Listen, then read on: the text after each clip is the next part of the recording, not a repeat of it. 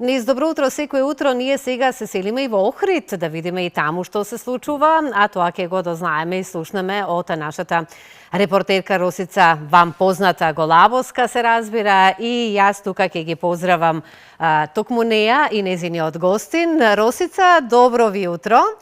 Ке се случува нешто убаво во Охрид. Добро утро. Добро утро. Саемот на книга од 12 до 15 март. Повелете со разговорот и да слушнеме што е она што ќе понуди овој саем. Токму така, Слободанка, во храмот на културата и писменоста, Охридската библиотека Григор Прличев, повод да денешниот разговор со Милчо Јовановски, вработен во Националната установа Григор Прличев, ќе разговараме најпрво за саемот на книгата, кој што ќе се одржи од 12, кој што спомна до 15 овој месец, а потоа ќе поразговараме за годишната програма на оваа национална установа. Јовановски, добро утро и ви благодарам што сте дел од утринската програма на нашата телевизија. Со задоволство, добро утро Росица, добро утро за гледачите на ТВ Алфа и на утринската програма.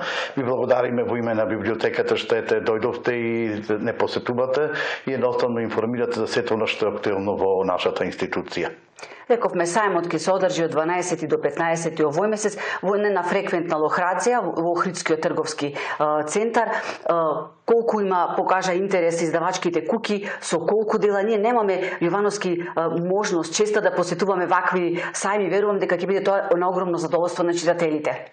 Во последниве неколку години библиотеката се трудеше да организира сајми, но внатре во нашата институција беа навистина успешни и интересни, поканувавме повремено издавачки куки, но ова е навистина нешто големо и ново за Охрид. На едно место во Охрид Мол, кои се организатори на сајмот, всушност го оставаа својот простор, се вклучи и ние како Национална установа библиотека Григор Прличев и уште неколку издавачки куки, меѓу кои оние да речам агилните, тоа се 3, Матица Македонска, Полица, потоа Бата Прес и други, меѓу кои нашата Национална установа библиотека ќе понудат богата лепеза од дела кои се од нивната годишна преведувачка колекција, белетристика од странски автори, но и од домашни македонски автори, и навистина ќе биде задоволство да се биде тие денови во Охрид и на лице место каде што ќе се продаваат овие книги по саемски цени.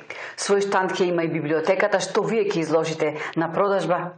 Ние ќе се потрудиме да однесеме токму таму, веќе направена е селекцијата од страна на колегите кои го работат тоа, од звездите на светската книжевност, потоа 130 тома македонска книжевност на македонски и на англиски јазик, потоа одиме од светската литература со други автори и други наслови кои се од областа на психологијата, филозофијата и така натаму, но и ќе има простори за нашите матични изданија од колеги кои овие години наназад ги издавале и се во делот на издавачката програма на нашата библиотека, а се финансиски помогнати од општината и од Министерството за култура и туризам. Во рамки на самиот саем ќе имате и промовирате и нови дела од родноукрајни автори кои ќе бидат присутни на самиот саем и ќе комуницираат, ќе се дружат со читателите.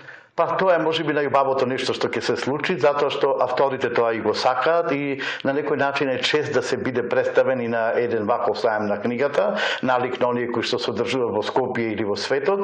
Така од утре па се до сабота ќе имаме 3 промоции во различни термини.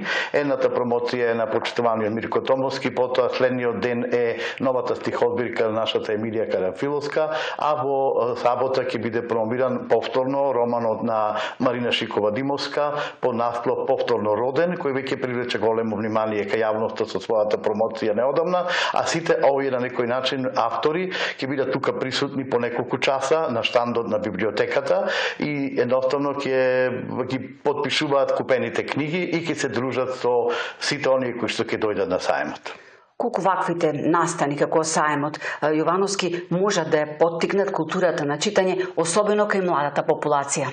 Па и тоа е целта. Например, таму доаѓаат луѓе од 7 до 77, што би рекле годишна возраст, и една популација широка која ќе може да, можеби некои од нив и по прв пат да погледнат таков саем, а од друга страна и да видат поблиску книга, што значи дека од мали нозе ние исто тоа го правиме со сите оние прешколска возраст, во нашето детско одделение, потоа од училишна возраст и средно училиште континуирано доаѓаат ученици по можеби стотици илјадници во текот на една година во библиотеката, а исто така ние ги зачленуваме по различни поводи, бесплатно дел од поводи, да речеме како што е патронат на некој училиште, даваме бесплатни гратиси за едногодишно членство во библиотеката, кое чини само 300 денари и навистина е популарно, за толку не можете да купите ниту една книга, како што ќе речеме, но голема е љубовта и желбата и наша и нивна да почнат да читаат и да влезат во светот на литературата и на книгата, која велиме и натаму дека е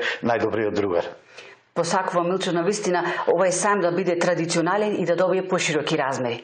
Сега ќе се осврнеме и на програмата. Од минатата година беше навистина плодна. Реализиравте 30 проекти финансирани од Министерството за култура и туризам.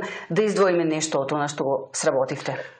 Круна на минатогодишната работа беше всушност враќањето на Прохорчинското евангелие во дома, токму затоа што е токму пронајдено кај нас пред едно 40 години во библиотеката, пуштено на 2 наврати на реставрација во Националната установа библиотека универзитетска во Скопје. Им благодариме за сесрната помош што имаме околу таа заштита.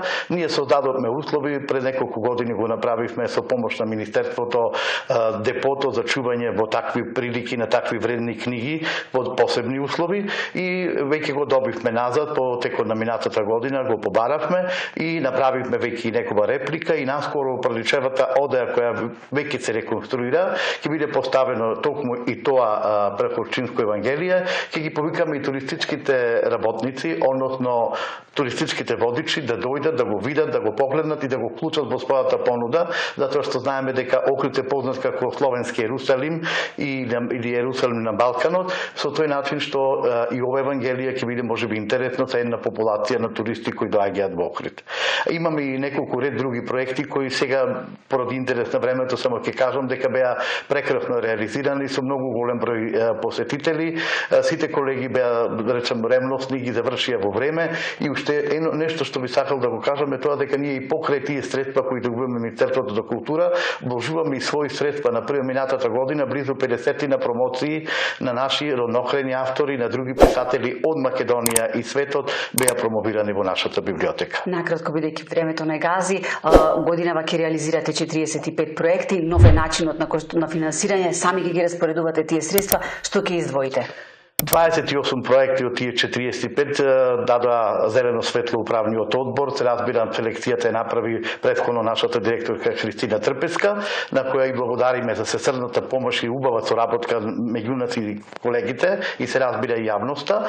И оно што сакам да го кажам од тие 30 проекти дека ќе имаме меѓу другото набавка на нова литература, потоа ќе имаме библиотека Футура, ќе имаме Слушник во езерото фестивал на поезија, доаѓаме до уште неколку начини за комуникација, неколку проекти кои се поврзани со младата популација, повозрастните и значи работиме проекти кои се за целата заедница. Ивановски, ви благодарам што издвоивте дел да бидете од утринската програма. Ние понатаму ќе ги следиме вашите активности. Благодарам. Студија, ако имате прашање, повелете. Па, Росица, се си прашам. Многу благодарам и на гостинот. Ве поздравувам, ви посакувам успешен саем секако и се гледаме повторно.